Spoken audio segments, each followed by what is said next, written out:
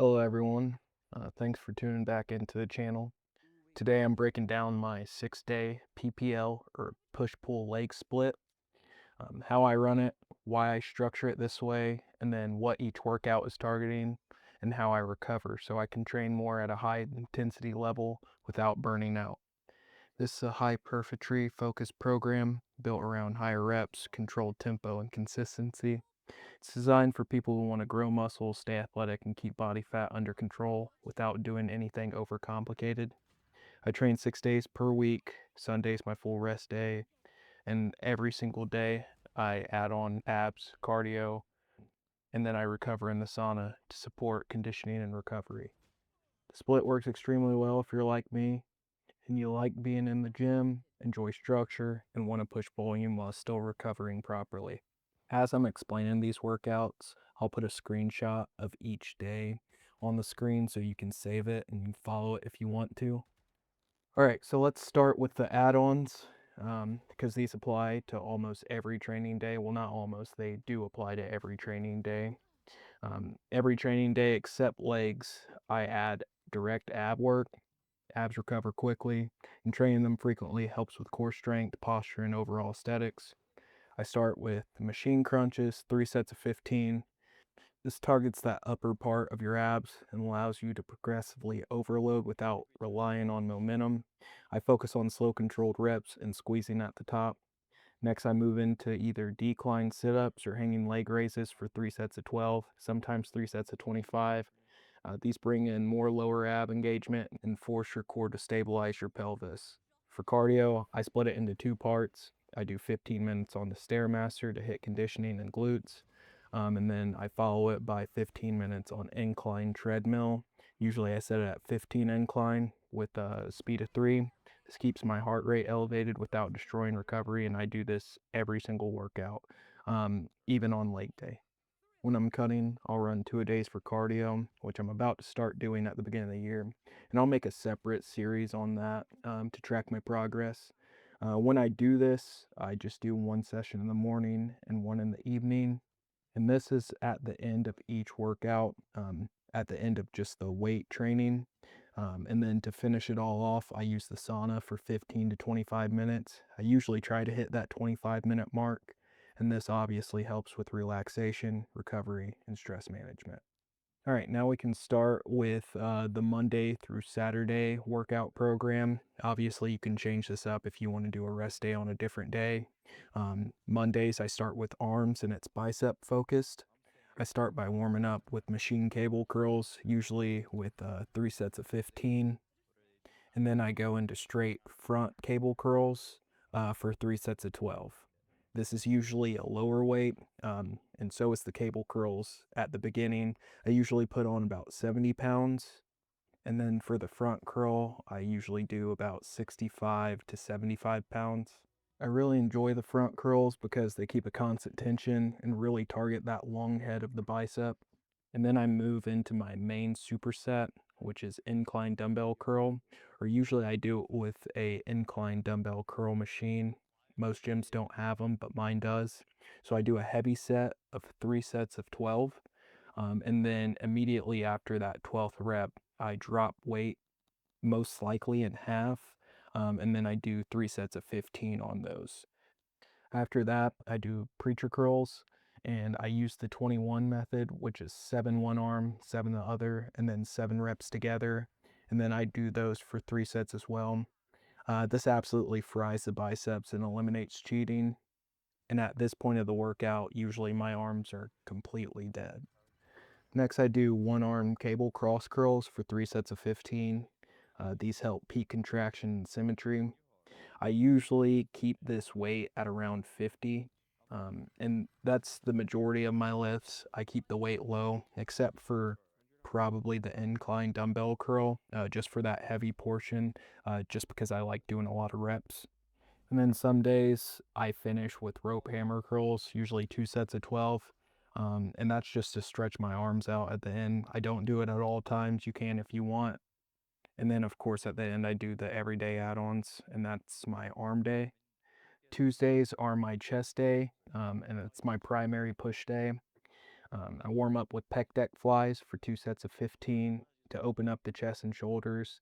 And usually I accompany that with some band work just to get very, very loose before I go into my first big set. And that first big set is incline bench. It's my main movement. And I do 3 sets of 12, focusing on upper chest development. Most of the time when it's available, I do these on a Smith machine, just so I can make sure I'm getting full range of motion. And then directly after I go into flat bench and it's my dumbbell press. And then I hit 3 sets of 10 to 12 on these. This targets overall chest mass and strength. And again, I keep these reps high, weight somewhat low. I probably never go past 85 to 90 on these. Then I superset dumbbell lateral raises with single arm front raises for 3 sets of 12 to 15. This brings in shoulder volume without overpowering the chest, and it's a good stretch after you hit these big movements. And then I end my first push day with weighted dips, and that's also at 3 sets of 15. And then, of course, I do the add on at the end. Going into midweek, I hit a heavy leg day. I usually warm up before I go to the gym on a vibration plate just to get the blood flowing through my body. And then when I get to the gym, I stretch my legs and then do leg extensions for 2 sets of 15. I do these on single legs on the leg extension, and I do this with low to mid weight.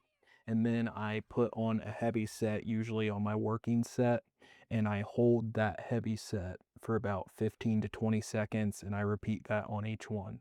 If my knees don't feel completely loose after this, I just repeat it until they feel fine, because I never lift if my knees are still tight, just risking popping something. That's probably my worst fear in the gym. Then I go directly into my main lift, which is hack squats. And then sometimes I do just regular barbell squats for 3 sets of 12. And then I go into a leg press set for 3 sets of 12 to hammer quads and glutes. And honestly, by this point of the workout, my legs are already dead.